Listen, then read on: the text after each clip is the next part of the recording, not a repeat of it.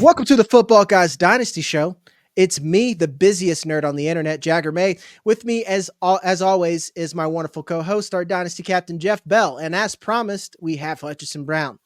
And I've avoided doing this show again because if you know enough about me and Jeff Bell, we don't care about running backs. We care about them because you need to roster them. You have to. But I can't think of anything more grueling than ranking running backs because we joke that essentially you could do 3 tiers. And like, here's the running backs I would want on my team. Here's the running backs I likely have on my team because of it's all I can afford. And I don't care. Tier 3 is just cool. They can carry a football and are on a roster. Good for them. But that doesn't make good television or YouTube TV. So we're going to do this anyway. So we're going to hop right into it with tier 1. We have Bijan Robinson, Jahmyr Gibbs, Breece Hall, Devon Achane. I think our top 4 are all the same, but we have some differentiating within there. I'm ready to put Jahmyr Gibbs as RB1. He's in a good offense. I know he's in a committee, but every time that dude touches the ball, I just think he's going to score. Jeff, what makes you hesitant of keeping him outside of that top 2, or why do you just like Bijan or whoever more? I think you're splitting hairs between all 3, to be completely honest with you. Yeah. And part of it, I've got Breece in front of Jahmyr Gibbs just because of the run that we saw at the end of 2023 when basically he did really swing leagues. And so that's kind of in my mind. I think Bijan Robinson still holds a higher ceiling in my mind as an overall running back, as I'm thinking about running back in the traditional sense of the position. And so that's kind of the differentiator to keep him number 1 for me. And that's why I've got those 2 guys, but I'm thrilled with all 3. And frankly, I think you're being pretty generous to Devon Achane to kind of have him in this tier. I wouldn't have him in this tier. I think there's 3 clear and a way above, and then then you start the conversation. What? You have him ranked 4. Like, so why not? Oh, yeah, but I would rather rank like most any wide receiver 4 over. It's like we said pre-show, like when I get to running back 4 here in these rankings, just give me a wide receiver instead. We're going to put a pin in that because we're not done. We're going to pivot over to you, Hutch. Why is Jeff wrong about Devon Achane? I'm just kidding. I mean, Jagger, you have Devon Achane in this tier with me, right? Where do you come right? We all have him at 4, but it's 4. like, yeah, but like Jeff's like within a tier, he would rather at this point, he'd rather have a wide receiver. And so, I mean, I guess that's a real question there.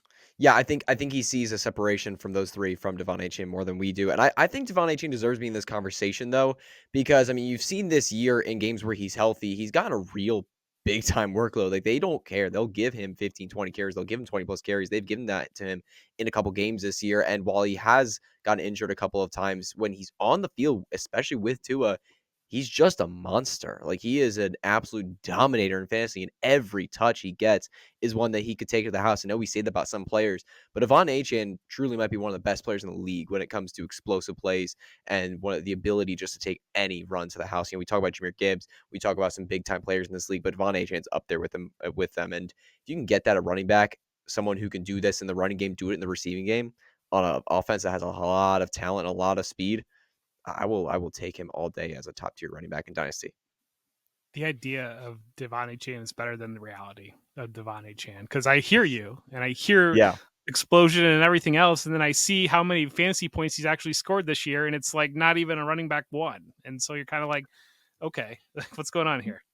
I mean, but that's kind of like saying that Tyreek sucks, because Tua's not there, is where I'm at. But like, I mean, it's fair, and you have him ranked 4, but like the whole that he's not elite tier, we are splitting hairs a little bit. We are splitting hairs.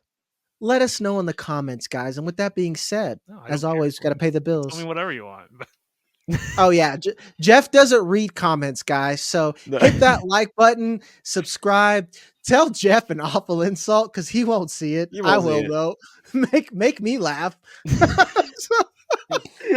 I think the best comment you guys ever got me is Jeff was said Kmart Jason from that was mean. From what? Jason Fantasy footballers. Oh my. Jason Moore. I'm the one and only Jeff Bell. Wow. Anyway, I've got to finish this ad. Like and subscribe. If you're on the audio side, Spotify, Apple, or the random 4 people on Amazon, leave us a review. Jeff doesn't read those either, so go ahead. See what Jeff's voice sounds like. You may not know what he looks like, but you dang sure know what he sounds like. Let me know in the comments. Leave us 5 stars.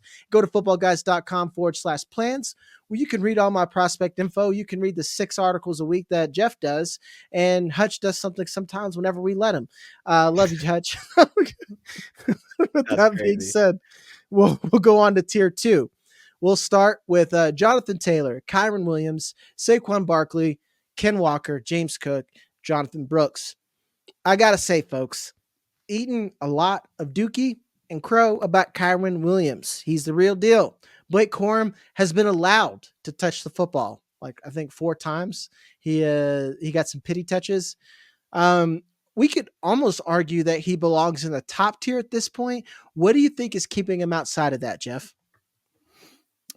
I mean, people didn't buy in his rookie season, I think was a big part of it, and him kind of being a completely forgotten about player after that rookie season, not having the excitement around that, and then turning around in the selection of Blake Corum kind of turned a lot of people off. I think that people, from my experience, tend to react pretty harshly when they missed on a very cheap player like Kyren Williams. And I think there's something in our minds where we kick ourselves for missing on it, and we just want it to go away because we know what the opportunity was. We didn't get it. Somebody else did. So now make it disappear. I'm done with you. And if you were to put Kyren Williams' production in the Devon Achane package and excitement around Devon Achane package, then he would probably be number 1 in Dynasty and probably with a bullet right now. But I think that that's kind of what really sums up why people don't want to buy into this. Yeah. So I will apologize to our listeners. I gave you bad advice several times. I said Kyren doo-doo, and I was wrong. Super wrong. I was with you, Jagger. Yeah. And with that being said, I'm not doubling down, but Kyren Williams is an outlier. I have to say it. They just don't do that all the time, but he's good. Hutch, for you, I mean, we're not worried about Blake Corum rest of the season, but do you think anything happens in the off season, or you think, because as far as I've seen it, I'm pretty sure that Kyren Williams is like Sean McVay's little brother. I'm pretty sure they go to Disney World together. I wouldn't be surprised if they wear matching flannel pajamas during Christmas. Yeah, no, I mean, he's gone to being the workhorse back that we wanted him to be. And a lot of the times where Blake Corum has touched the ball this year, especially early in the season, we've seen Blake Corum coming in lately a couple times, but early in the season, there was a game where Blake Corum had like 8 or 9 opportunities and people were like excited for a second, but pretty much all those touches came late in the 4th quarter. People forgot about that. But yeah, Kyren Williams is Sean McVay's best friend or his little brother or something. You're 100% right, Jagger. And I have no worries. I mean, he's my RB7 in Dynasty. He's right up there with the elite in that tier 2. Yeah. Kyren Williams, certified good at football. Another one who is he's almost elite for me. And Hutch, he's in the tier, but you're the lowest on him is Ken Walker. Mm-hmm. He's just good. Zach Charbonnet he's not shadow realm, but that boy is handcuff only at this point. Yeah. And I think I've liked Charbonnet a little bit more than Jeff has, but Jeff, you've been saying that's like, what if they just don't care about Charbonnet anymore for like a long time or so. And then he goes out and vultures the touchdown this week that really kind of prevented Walker from saving his week, but that's where we stand. Do you think it's just offense that's going to hold him back? Let's say they improve the offensive line a little bit. I think that's like the biggest thing holding them back, and everyone is a little bit more comfortable in Ryan Grubb's offense. Do you think we're going to be seeing him ahead of Jonathan Taylor? It's in play, especially given the receiving that we've had. And sorry, Hutch, if I stepped on your toes there. You're totally good. Go ahead, man. Go ahead, Hutch. You got it. No. I was just gonna throw out real quick. I know I'm lowest on the sheet. It says 9. I didn't move him to, like, when we were putting in the rankings for the show sheet. I was moving rankings around because I hadn't looked at these in a couple of days, and I was like, shoot, I feel like I should move these because running back is just so fluid, man. He's running back 8, so he moved up a spot, so I'm like right behind you guys. But the only thing that concerns me a little bit, I mean, honestly, it's not that he's concerning. It's just the other running backs in front of him. I just tend to prefer due to their offensive situations, due to where they're around. It's not that Ken Walker's bad. It's not that I'm like worried about him. Like you guys said, Zach Charbonnet is dust. He's gone. And I liked him as a prospect coming out, but he is a handcuff. He's nothing more than that. Ken Walker's the dude. So it's not anything concerns Ken Walker. He's a great running back, and he's in a really good situation. With an offense specifically, we could talk about in an offense with really good receiving weapons that spreads out the offense a lot for the running back position. Yeah, Zach Charbonnet's AJ Dillon Baja Blast at this point. For real, yeah. That's where we're at. It's fascinating to me that Walker's profile has flipped almost entirely. When early in his career, he didn't have the receiving profile. He wasn't getting any catches, and it was all as a home run hitter. And now he is surviving on just PPR upside, a PPR cheat code, because he's getting so many targets, and the home run hitting hasn't been happening. And I think that really the run game in general in Seattle is a concern. It has not been happening. And maybe that's Ryan Grubb adjusting to the NFL. Maybe that's the offensive line, like you mentioned, Jagger, but it doesn't, it's fascinating. Just the flip that we've seen, which, I mean, if he puts all the pieces together, then you're talking about a top 5 dynasty running back, top 3, top 4 in that range. But absent that, we're kind of stuck hoping that we can get that. Yeah, I wouldn't be surprised if they pull the trigger on like a Donovan from Ohio State, their guard, or Donovan Jackson. Like Donovan Jackson or Tyler Booker, because like, I mean, Jeff, when have you seen a good Seattle Seahawks line with Pete Carroll? And I'm not, and I know it's a new team, but they were just left with that offensive line. It's like when you get a house and they're like, cool, here's your house, but all the pipes are made out of clay, and then it's full of asbestos. And that's kind of where they're at. You know, you got a good paint job, you got all the cool stuff with DK Metcalf, Jackson Smith, and Jigba, but the thing that actually makes the offensive run with that offensive line is doo-doo. Another one that I want to talk before we get out of here is at the bottom of this tier.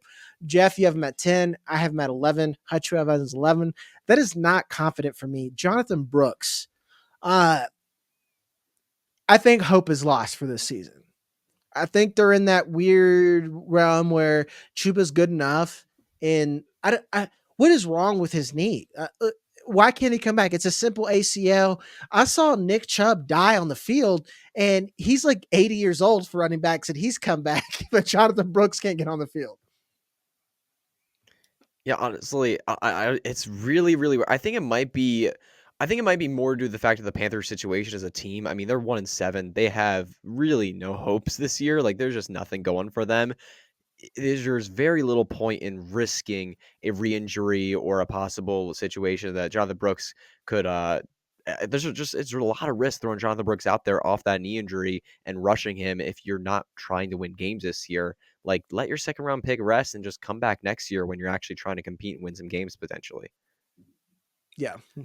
Yeah, I mean, this is the week, is it not? This is, if he's not activated this week, the window is closed entirely for all of 2024 because. Oh yeah, that's true. He has to be activated. He's been sitting in a 3-week window where they've activated him for practice, and they've been kind of coy about him actually coming back. And I think they love Chuba Hubbard as part of it. I think the coaching staff loves Chuba Hubbard. I think the team in general, he's a leader for them in the locker room, and I think that's maybe part of it. I think that you're going to start to see. In the next week, Deontay Johnson's not going to be a Panther probably in the next week. I would be a little bit surprised if Adam Thielen was still a Panther. If he was, it's only because there's nobody out there calling for him.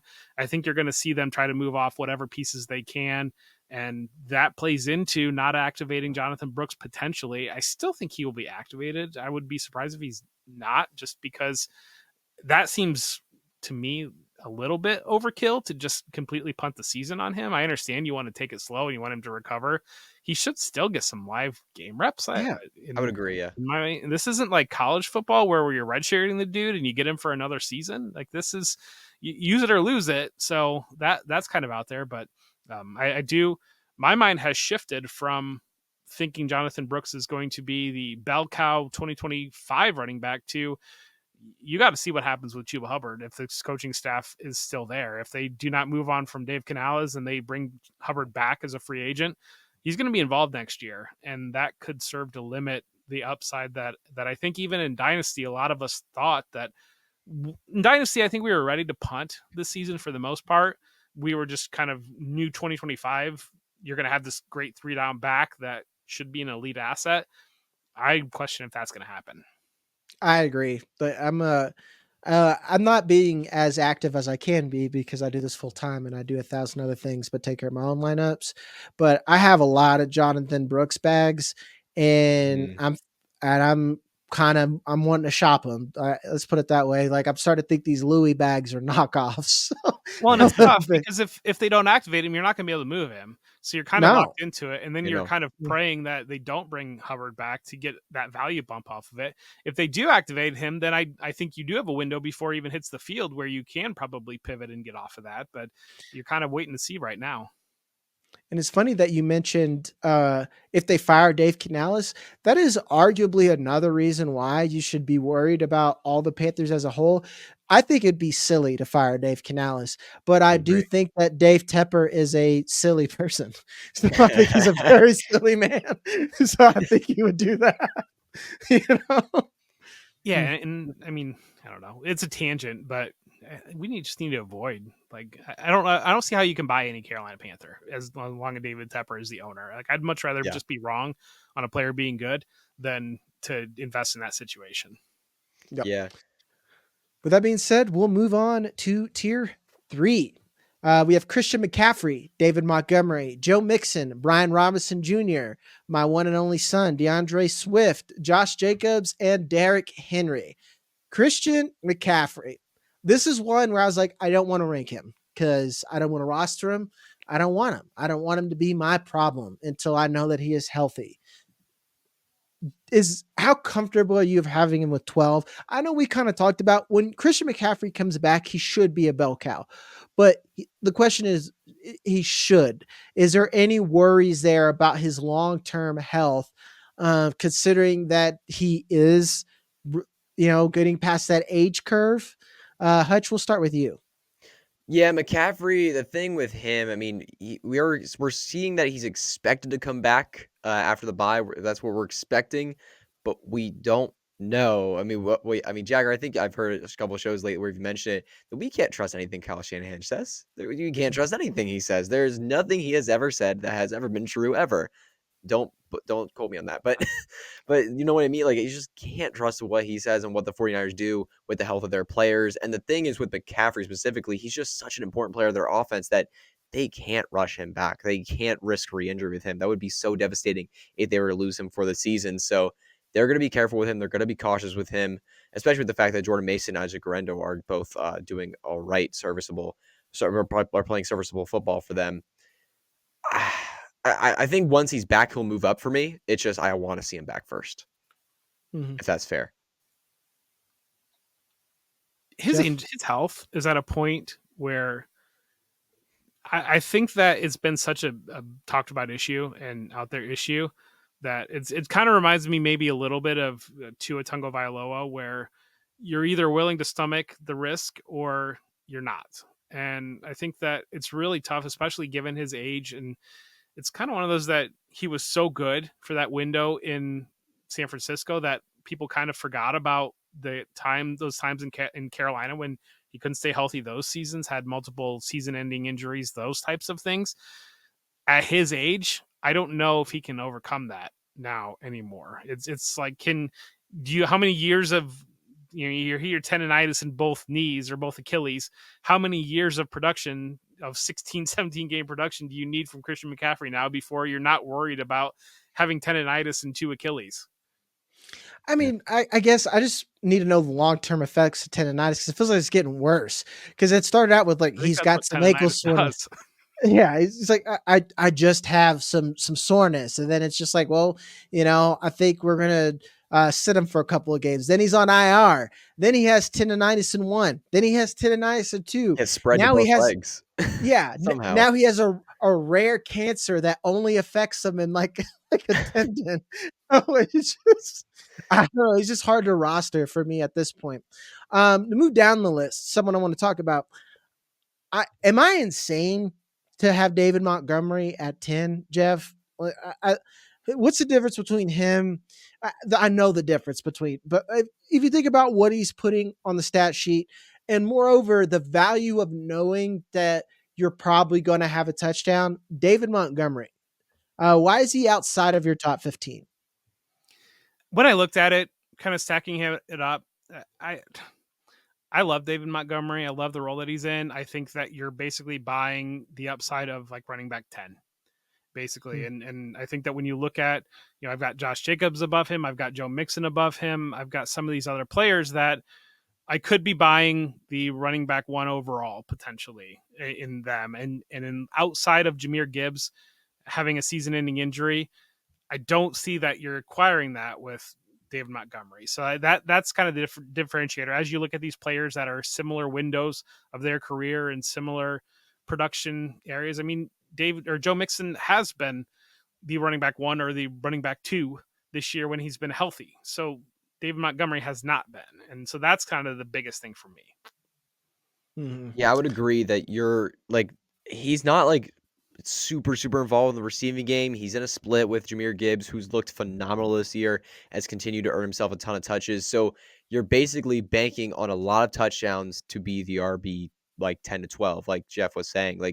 And what if like Jahmyr Gibbs gets some red zone carries? What if Jahmyr Gibbs gets a lot more involved around the goal line? Like you're not going to get the RB10 production. You're going to be like a back end RB2 at best with David Montgomery. So, and also, like, you gotta consider, like, he's 20. He's getting up there a little bit in age. I know David Montgomery's been around a while. He's like, I think he's 26, 27 now.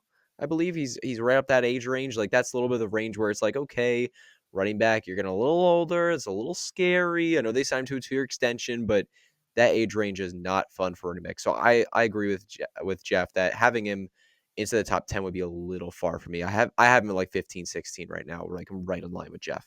Jagger, third case out there. I want to hear it though. I'll say the same thing that I say on the redraft show. I like good running backs and good offenses. I like the security of putting in. I don't think about David Montgomery. This is another one where I lost it on this Sunday morning show. I was just like, stop asking me about David Montgomery. If he is playing, you're putting him in your lineup. And when I think about that with the player, I think that is at least a top 15 player for me. And that's how I work. I don't overthink running back, because when I do, it goes poorly for me. So that's just me being quite honest with you. Now, someone I find it difficult to defend, and someone that I love talking about, he was almost on my riser show sheet, but I didn't want to talk about it, is DeAndre Swift, guys. He's back, and I'll never quit him. I'll never quit.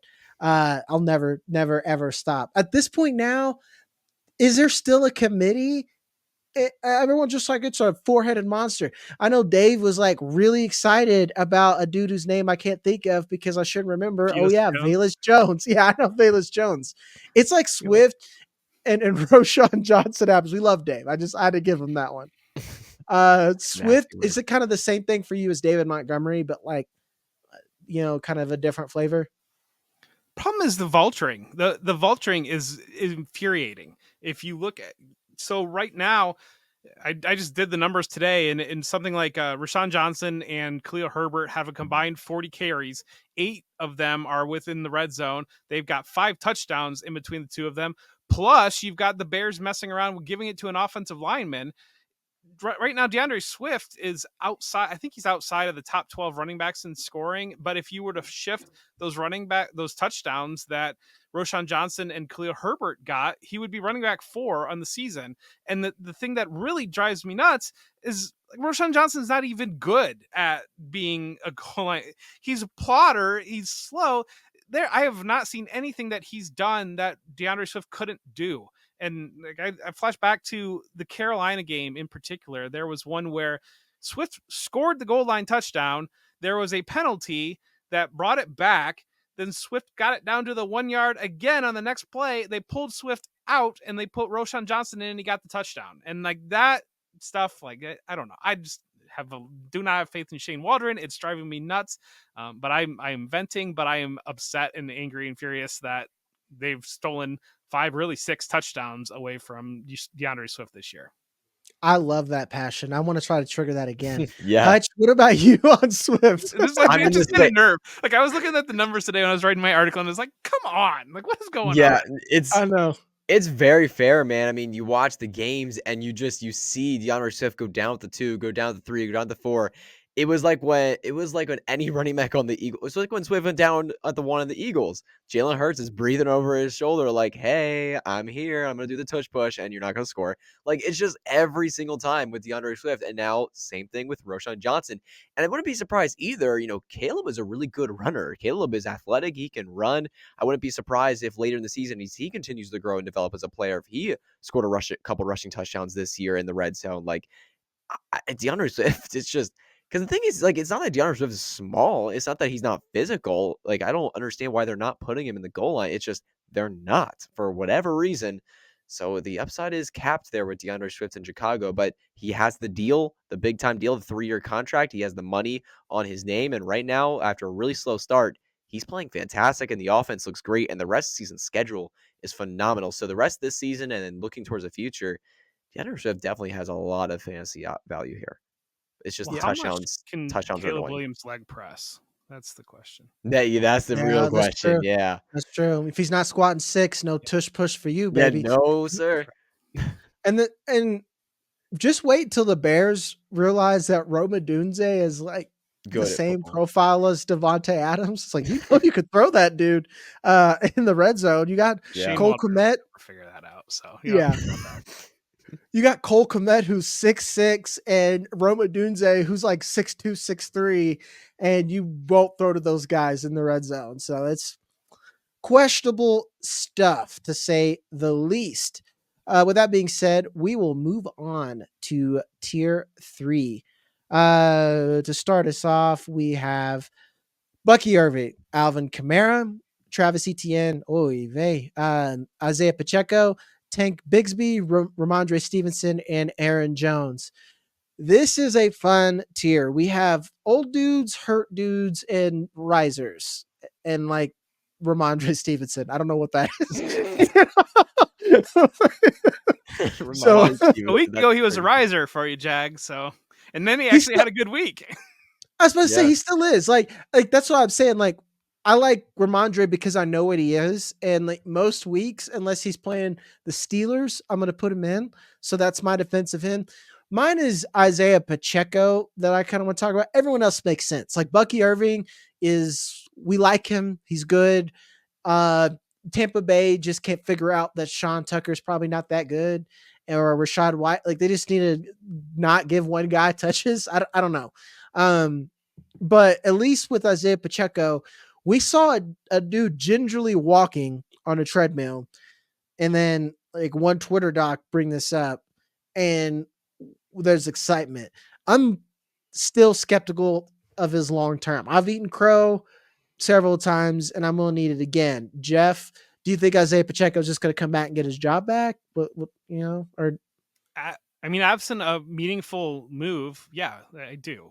Unless I don't know. A healthy Isiah Pacheco, they realistically struck gold to get a healthy Isiah Pacheco, given what he had given them previous to that injury, given where they took him.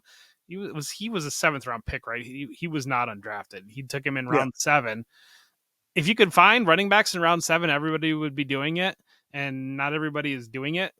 And so that's kind of where we land on that. And you're seeing the league shift away from kind of those committee roles to bell cow usage, because it turns out teams got tired of tipping their hand on what running back was coming into the game, on what types of play they were going to run, unless you were Shane Waldron and you're going to take away the touchdowns from DeAndre Swift. But Pacheco kind of showed himself as a 3-down back. And yeah, we're seeing production from Kareem Hunt, but I wonder how long that can maintain, because the efficiency is really falling out of the bottom for Kareem Hunt. And I think that you're starting to see the impact of 20 plus touches every single week there. We saw one Carson Steele week, and we didn't see it a second Carson Steele week. So we'll just put it that way. Samaje Perine looks like, I don't know that he really belongs on an NFL field right now. And so kind of the running back assembly line is stuck for the Chiefs. Now, being the Chiefs, they are aggressive in those types of situations. So watch them go out and get Travis Etienne or something like that. And then, yeah, I'll change my tune on that. Absent a move like that, I have to believe right now Isiah Pacheco is going to come back and step right into there. And like I said, with Kareem Hunt, you're starting to see that efficiency fall off. That speaks to what Isiah Pacheco was able to do over the last calendar year and more. Yeah, I completely agree here with Jeff. Like, Kareem Hunt went in his first game or two, it was like, oh shoot, like they're not going to have to rush Isiah Pacheco. But then the last couple of games, you've seen the signs of weakness. You've seen the opportunity where it's like, oh, they need Pacheco back. Like they need that running game back. And I know Pacheco's walking on a treadmill. That's not something to get super hyped about. He is not fully healthy yet. But the Chiefs are going to do what they can do to bring him back, especially like if the next couple of weeks, if Pacheco's out, if they like, because they're 7-0 right now, right? Yeah, they're 7-0.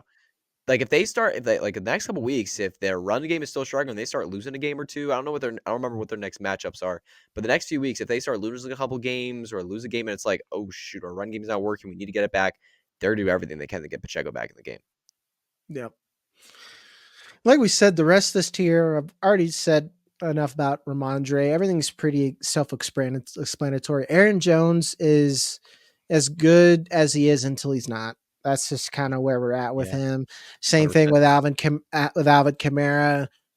You're not going to build your whole team around them, but if you can build a good roster and get a good discount on these guys, I really like the vets in this group. I know Jeff has been telling you to go out and get Travis Etienne now, especially if you're a rebuilder, because he doesn't suck, guys. He's not a bad player. It's not like we're looking at business and we're looking at like an injury. So if anything, like Jeff was saying, he could be a Chief. He could be a Dallas Cowboys. That would be competent. I don't see that happening. But he could be somewhere else. So you may like him even more. So this is actually one of my favorite tiers. If you're in a startup or a psychopath who's in a startup in week 8, they could be out there. We'll finish with our last tier, tier 5. And here we have Braelon Allen, someone else I hate having to rank. Najee Harris, Rachaad White, Tyrone Tracy Jr., Tony Pollard, James Conner, Trey Benson, Austin Ekeler, Jordan Mason, Chase Brown, Ray Davis, and Javonte Williams. There are some gems, but there also is just some trash. Trey Benson is I don't know what to call him yet. He's difficult to evaluate right now. Jordan McNamara had an interesting tweet wondering if who is a worse pick. Is it Trey Benson at this cost, or was it Kendre Miller around the same price last year? What do you think, Jeff? Right now, I feel like maybe Trey Benson was a worse pick because I think you're starting to see Kendre Miller kind of break in there, and I think that the Saints are willing to run a split backfield, maybe, but then also at the same time, you did just see Alvin Kamara sign a 2-year extension, so he basically just became a Saint for life. And I mean, James Conner is a pending free agent. I tend to believe I kind of view James Conner's situation a little bit similar to Chuba Hubbard's situation, where I think the franchise really likes him quite a bit. And I don't know that given James Conner's age, you're going to see much of a market for him out on the open market. So I wouldn't be surprised if Arizona keeps him around. Plus Arizona is a pretty good place to retire too. So, maybe he just wants to stay out there in the desert, but it still is in play that James Conner leaves and Trey Benson pops right into the starting lineup. And I think Trey Benson has the best opportunity to be the biggest value riser in Dynasty this offseason, I believe. Yeah. Yeah, totally. I mean, James Conner leaves. I mean, Trey Benson's immediately going to be skyrocketed into like top 15 Dynasty running back conversations because he's a young back that was picked on day 2 that we liked as a prospect. And now the backfield is in a really good offense. Like there's nothing better you can paint for a running back, really. Like there really isn't. Like it's just because we were all excited for Trey Benson even this year, like thinking, hey, like there's an opportunity for him here. with James Conner, we don't know what's going on with him. Like, we don't know if he's going to stay healthy this year. We don't know if he's still that dude that we saw a couple of years ago. Is Trey Benson going to have an opportunity to take over this backfield? But it's just not right now. But maybe next year, you're totally right that Benson could rise. A player I want to move to this tier real quick. I want to talk about Tyrone Tracy because I mentioned it Yeah, pre-show. that was going to be my next one. But we got to talk about this because looking at the game, we're talking about Monday Night Football, the Steelers and the Giants. We're mid-game, about just a little bit left in the fourth quarter. Tyrone Tracy has 15 carries, 2 targets. Devin Singletary has 2 carries and 2 targets. This is Tracy's backfield. It's over. Mm-hmm. Like last week we saw in Philadelphia where Tracy outsnapped Singletary by a wide margin. And he barely outcarried him, but that was just such a mess of a game of the Giants that's hard to take away from that. But it's Tracy's backfield now, and it's just going to be Tracy's backfield rest of season because he looks good. He looks phenomenal running the football, and Devin Singletary is just a guy. I hate to say it, but he's just a guy. 100%. So Singletary is Singletary's going to fade. Tracy's going to take over this backfield, and Tracy has if he really is getting this kind of volume, top 15 rest of the season, top 10 rest of the season running back, and that's going to skyrocket his value because you see a 6th-round running back doing this kind of stuff. It's like, oh shoot, man, it's gonna skyrocket. So I wouldn't be surprised if by the end of the season we're talking about Tracy in the first couple of tiers in dynasty rankings among running backs. Yeah. One thing I've really liked about him, it's one of those plays, Jeff, where you just catch out of your eye and you're like, ooh. Yeah. Seeing him, I hate tweeners normally, but this dude has just a natural feel for space. There's an outside zone run. He does exactly what you want, where you're going to stay patient behind that line. The defense overruns it, and that cutback lane opens up like crazy. I mean, he's like, if you look up any outside zone or duo run, this dude has veteran vision. Someone who I love, DeAndre Swift. Tyrone Tracy looks like a better pure runner right now, as in just knowing where he's supposed to be at, not just able to hurdle and juke and do all kinds of fun stuff in space, but actually play running back. That is something that I missed because I just didn't see enough tape on him. So I think he's a real deal. I only have a couple of shares of him. So he just scored a 45-yard touchdown on Monday Night Football. So there you go. Oh, on a cutback. I just saw it. Yeah, he just did what I said. They did an outside zone. Oh my gosh, yep. He did the cutback. Yeah, it's like, wow. That's what you want. If you can do that as a running back, you'll make lots of money in this league. Yep. So and there he goes. Wow, that's fantastic. I'm gonna put Chubb on, or not. I'm sorry. I'm gonna put Hutch on the hot seat here real quick. Sure. Austin Ekeler, running back 31 in your rankings. Actually, you've got 2 running back 31s in your rankings, but anyway, yeah, I've been moving. Austin Ekeler, running back 31 in your rankings. You're sitting there with Austin Ekeler, and somebody says, "Here's Blake Corum," or "Here's maybe not Tajee. Here's Jalen Wright for Austin Ekeler." You're saying no to that. Here's Rico Dowdle for Austin Ekeler. You're saying no to that. Yeah, I know I have Ekeler way too high. I'm seeing that right now. I have Ekeler way too high, and I put it wrong in the thing here. Yeah, I put it up wrong in the ranking sheet. But anyways, any of those players. I'm just gonna pretend you wrote the 51 instead of 31, and we can move. Yeah, on. no, yeah. I'm looking at my rankings right now. He's in the 40s. I typed it wrong in the thing, unfortunately. But I would take all of those players over Austin Ekeler right now. Yeah, for sure. So I'll put a note in here. Julia, send Ekeler to the Shadow Realm. Yeah, I was about to say, I was like, he's a Shadow Realm player. I don't think about those. Yeah, send Ekeler to the Shadow Realm. Another one, I'm having a hard time with Chase Brown, man. A lot of people like him, and I almost feel like I have take lock. I just don't like. He scored a touchdown. I just feel like he's replaceable talent. Am I crazy, Jeff, or is he just a Bengal in mid offense with Zach Taylor? So right now, I would be a little bit surprised to see the Bengals pass on like a Ashton Genty or Travion Henderson or Amari Hampton. Yeah. Somebody like that. If the Bengals don't walk out of the draft with somebody like that, I would frankly be shocked. And I think that Chase Brown is getting his opportunity, and he's basically scoring occasional touchdown to make you feel like you were okay starting him.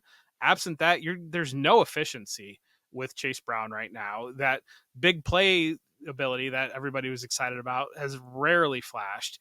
You're kind of just grinding whatever running back, if it's Chase Brown or Zach Moss, into the dust more or less at 2.5 carries, yards per carry, the run game doesn't matter in Cincinnati at all. And maybe it's scheme because you saw something similar with Joe Mixon, where you never felt like you quite put it together with Joe Mixon to realize what you thought maybe should be there in a 3-down back in that type of role. And then he goes to Houston, and now he's basically the running back 2 in fantasy football. So maybe it is the scheme is a big part of it. But again, I would be surprised if they do not go out and invest in, because this running back class is so robust and so talented, if they don't take a rookie that is going to significantly change the valuation of these backs. Yeah, that's the Go ahead, Hutch. That's the point I was going to hit, Jeff, that this running back class is so strong that there are going to be teams that maybe have running back rooms that are like mediocre or like, maybe they can get away with this, that they're going to replace with another running back. Because like we saw last year, the running back class was just like, it was scary. Like we didn't have any running backs that we were like, Jonathon Brooks was the only one taken in the second round, and he had a torn ACL, and he was also taken by the Panthers, who we know are not a good franchise. But then the rest of the guys were taken round 3 or day. Like I was so sad to see Braelon Allen fall so far. Like a bunch of guys fell really far in the draft. But this year we might see a little, especially with the way running backs have been used this year, we might see a bit of a shift with how strong this running back class is. So I completely agree with you, Jeff, that the Bengals are going to be a strong push for a running back in the draft. I would be very shocked if they didn't leave the draft with a running back after round 1 or 2. Yeah, the Bengals and the Cowboys, they're a team that I've penciled in. If they Cowboys do not, better do it, bro. Yeah, if the you're Cowboys not, do not take a meaningful running back, we all need to riot. Dude, that's what I was literally going to say. Full January 6th, or the January 6th on a Jerry World. You know, like Fantasy football has launched the January 6th riot on Jerry World. There's no way we just had a January 6th reference on this show. If you've watched me. Actually, no, we're an hour 45 into recording on Monday night. That. Things happen. Yeah. Oh my God. You haven't watched me enough. Yeah. Jagger before the show was like, I need a coffee. I'm gonna pass out. And it's already here. Yeah. With that being said, actually one more. Ray Davis handcuff. He's not Shadow Realm, but James Cook is the dude. He is a dude. That is another one where I've eaten crow. He's gotten better every year. Actually, one more thing before I meant to say this about Chase Brown. I think it's both things, Jeff. I think I'm going into the Bengals thinking Zach Taylor is not going to be there. You know, you mentioned Ryan Day over there. Zach Taylor is like Ryan Day of college football at this point. He is not the dude who's going to bring them over the hump. He does not run a scheme that does well. Chase Brown's also not very good. Like I said, with Tyrone Tracy, me as an evaluator, Chase Brown has never done the little things good.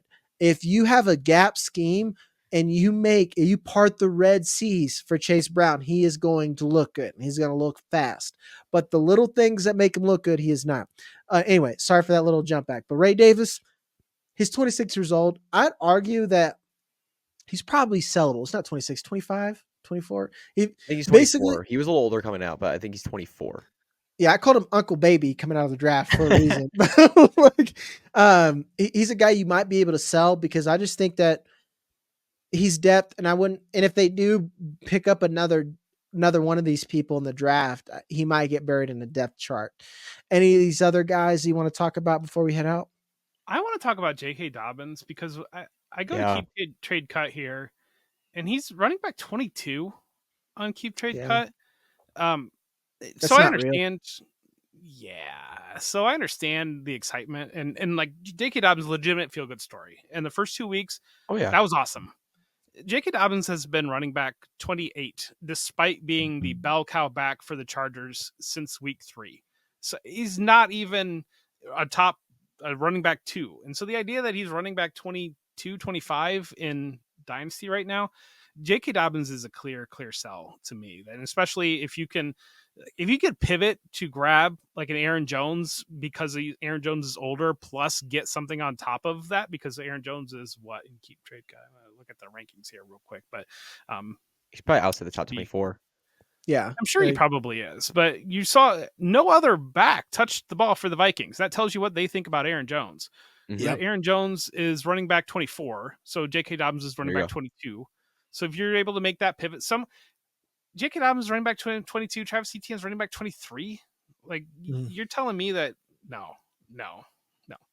And Aaron Jones is one of these guys like Jameis Winston, where teams will run through a wall for Aaron Jones. It's not just that, like the team, the coaches like Aaron Jones, the team loves Aaron Jones and he deserves it. I mean, it's not like he's not Austin Ekeler out there, running like he's got a, clenching a turd, looking slow, but like he still got it. So, J.K. Dobbins is a weird one. And the reason I say it's not real, I have like 2 shares of J.K. Dobbins and no one wants him, even on a contender that they don't want him. I'm like, will you give me a second for him? And, they just say F right off. I'm like, okay, will you give me a depth wide receiver? F right off. He's kind of a roster clogger right now.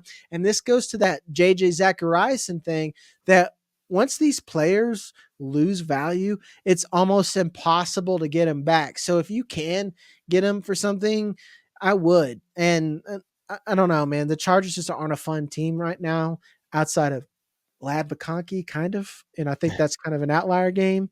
Yeah. So that good luck. Was nasty.